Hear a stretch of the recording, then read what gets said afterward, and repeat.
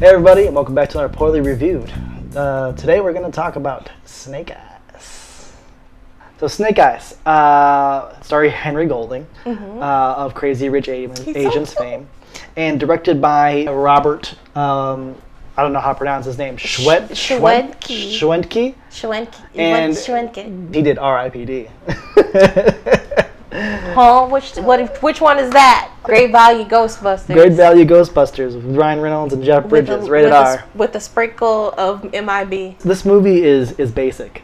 It's serviceable. Like I was saying, it's a serviceable little starting point for what they're gonna give us later on. But this movie was definitely just made to set up the next movie. Exactly. It's very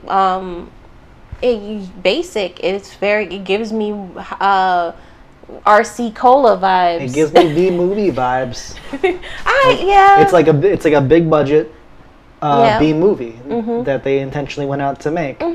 They did what they wanted to do. It's fine. I mean, the movie could have been fun at least, but they took it so seriously. I mean, there's some characters that have little lines here and there, and especially Snake Eyes does. He's supposed to be like the charismatic. He's the bad boy. Yes. You didn't see that coming up. You never see it coming.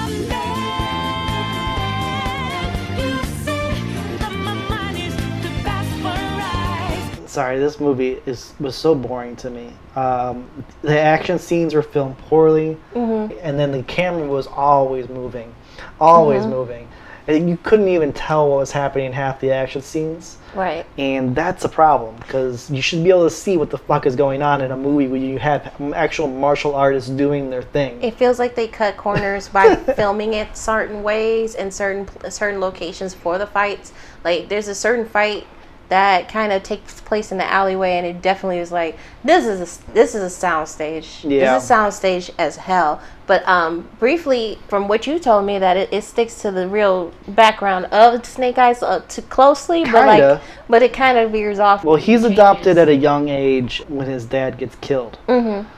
They kind of stay true to that, where his dad dies, but he doesn't get adopted. He just goes on the road for 20 plus years in fight clubs, beating motherfuckers up. He putting the 1-2 piece on them. And he beats up Mojo Rawley. You're like, shout out Mojo Rawley. He saw you in that movie. Shout out Mojo. He doesn't go by Mojo Rawley Big ups. He's just Mojo now. The problem that I have with the film was the changes to his origin story, and in order to hurry up and get to our star. Like, that's not shade to him. He's talented, but for his story, it makes more sense that these two characters, Storm Shadow and Snake Eyes, meet younger. But for some reason, they just meet each other by happenstance in the Yakuza. It's not by happenstance. It's set up. Okay. I mean, but by happenstance. Happenstance is the guy comes and recruits him. Yeah, they're which doesn't make any fucking sense. Their bond, their immediate bond. It could be we didn't get a chance to see him being there for a while, but it really seems like, oh, you're my best friend now. The acceptance of the relationship is very contrived. But they do set it up where, I mean, he gets hired to do a job, and then he does the job, and then you find out that he's a double agent. Right. And that makes a majority of the movie. But that only happens so he can have a redemption arc, because he didn't really have a redemption arc before that. It was just he was a troubled kid who gets adopted, and he adopts the moniker of Snake Eyes to try to get revenge after his master is killed by Cobra. But this one, it's so someone killed my dad. I'm out for revenge. I've been looking for him for 20 plus years, and now he has the opportunity because someone somehow tracked him down. Even though he's off the grid. He's off the grid. He ain't got no social security. Nothing. He's off the grid. He's playing the game like Rick Sanchez would. And then he got found somehow? He got found out by the Yakuza, and then he gets sucked into this very overly complicated plot. But he's a ninja. He's an Irish Kage. It's just overly complicated. They could, like you said, streamlined it where they were childhood friends because he was adopted into the clan at a young age. Right. And then one of them slowly starts to wane from the path, and the other one follows the path, and then they become at odds. I mean, it's simple storytelling. It just seems really weird that a grown man gets adopted. This guy is just like, hey, I'm basically the heir to the throne, but I like you. You're my friend. You're just like the Prince and the Pauper type shit with grown men. It's like, no, we not doing that. And then he double crossed them so many times, and they're just like at the end, you know what? Just don't do it again. You stop that. You wag my you Snake Eyes, you. And they started calling him Snake, and I just thought about Solid Snake. Solid Snake. That's all I could think of too. Snake. Get over here, Snake, you son of a bitch. I mean, this movie is relatively harmless. It's got zero teeth. But I mean, it got the job done. I mean, I understood. If it's this setup for a future franchise, which it is, I mean, it kind of does its job laying the bare minimum groundwork. You get the Joes, you get Cobra, you get the two lead like fan favorites, Storm Shadow and Snake Eyes, and you see their origin. We get the fan favorite women, Scarlet and Baroness. Who I think those two actresses were well picked. Because she seemed into being. I don't think Samara can do a bad movie. No, she's a good actress. She's been doing bonkers fucking movies, which I appreciate. She wants to have fun. She has so much fun. She did Ready or Not. Right. She did Guns Akimbo with Daniel Radcliffe. Yes. Bill and Ted. She did The Babysitter 1 and 2. Yep. And these are just fucking wild movies. These are so much like fun and then range and then her, just being. She just could transform. Yeah, it's really cool. This is her first franchise, so I hope it actually works out for her. And all these people, cool. they do a serviceable job. There's nothing I can say bad about the act. I think everybody did as well as they could, given the direction that they were provided. Yes. The guy was there to literally say, put the camera here, say your words, do the action, move the camera here, say your words, do the action. There was no thought behind anything. It's too much editing, cutting back and forth between things. There was a sequence where at the very end where they're cutting between a fight on top of a semi-truck full of cars. Yeah. Which, by the way, that happens a lot. They happen in The Matrix. They happen in The Matrix. They happen in a couple movies, but the person always ends up continuing to drive the semi. Yeah. I was thinking that too. Like, he's getting shot at too. He's like, hey man, I'm just trying to bring these to a dealership. What the fuck?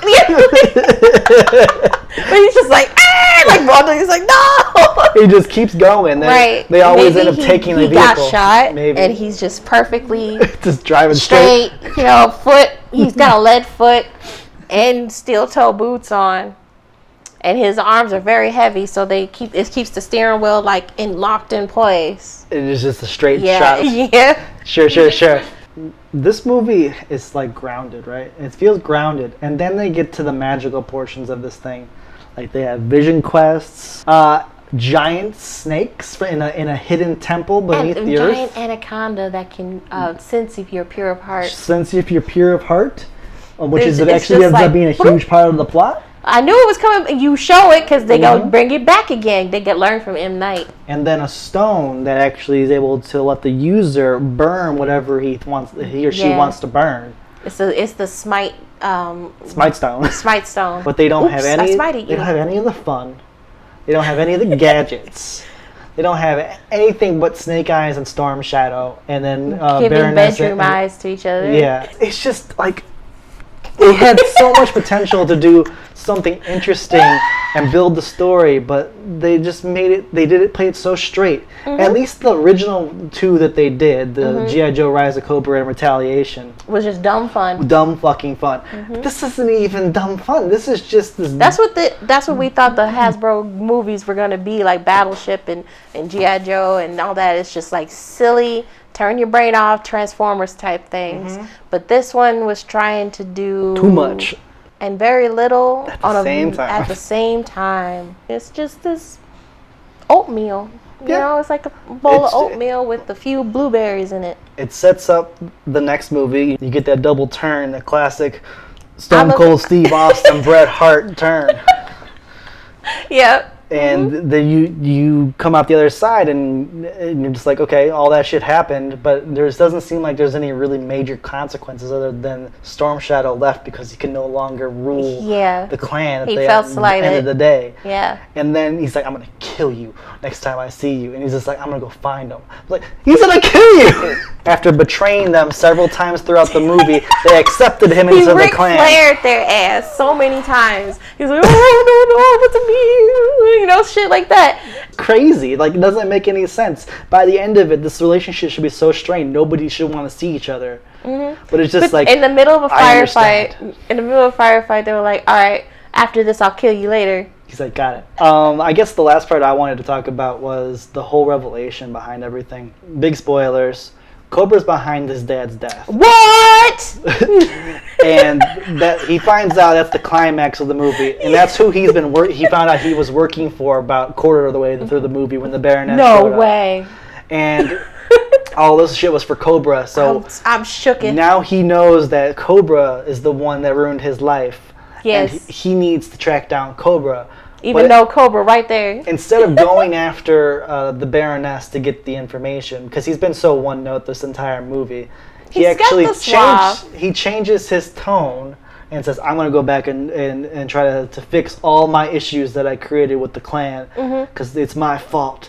Yes. And I was like, okay, I guess that kind of makes sense if you want to have that redemption arc, because that's basically what they wrote. They wrote all this for the redemption arc so we can get the Snake Eyes that we know and love. Baroness is right there. She's above the Yakuza guy, but you're chasing his ass down instead of trying to find her. Theoretically, he should just chase the Baroness down, but instead he went after the Yakuza guy, and they had a fight in the snake pit, and then he overcame and had a full heart of pride or whatever, so the snakes left him alone. Pure heart now. He's unburdened. Basically, it was just like, you've been lying, you've been untruthful, you're a liar, you're a cheat, and that was weighing on his heart, and the snake sensed it on him, like smelling. He smelled like, I smell lies on you, boy.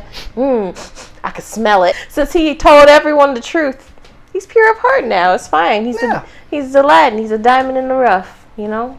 It's nothing special. It's forgettable. It's literally there to set up the big... Kudos on the promos and stuff, though. The promos for this movie was like, oh, okay, this might be cool. Now, I will say, the one thing I did like the most about this was the design, the wardrobe, and the design for like all the sets and stuff. Yeah, the sets Everything looked great. They failed to actually film it correctly so we can enjoy it. If you had a different director, this movie probably would have been good, but I guess they got what they got for who they purchased. Bob Bowie. Yeah, I will give it the same rating as Old, like a 4 out of 10, because there are some real talent in here. They had martial artists in this movie, but you don't get to see any of them do martial arts. Like, if you've seen The Raid, you know that guy can go. And I feel like he was underused, and the same thing with, there was this character named Blind Master, played by Peter Mensa. He had a kunai with chain, and he had some scenes, but it was like, all of a sudden, he just stops fighting. It's like, what? I gave this movie a 6 out of 10, only because of Henry and the characters and the actors. Yeah, they were really passionate about it. It's not a bad movie. It's not a good movie. It's an average movie. 6 out of 10 for me. 4, with your passion, maybe 4.5, but it's not. Passion! For someone who is not invested in a G.I. Joe anything. Extended universe? The only thing the G.I. Joe I like is those dub videos. I'm a computer. That's amazing. I love it.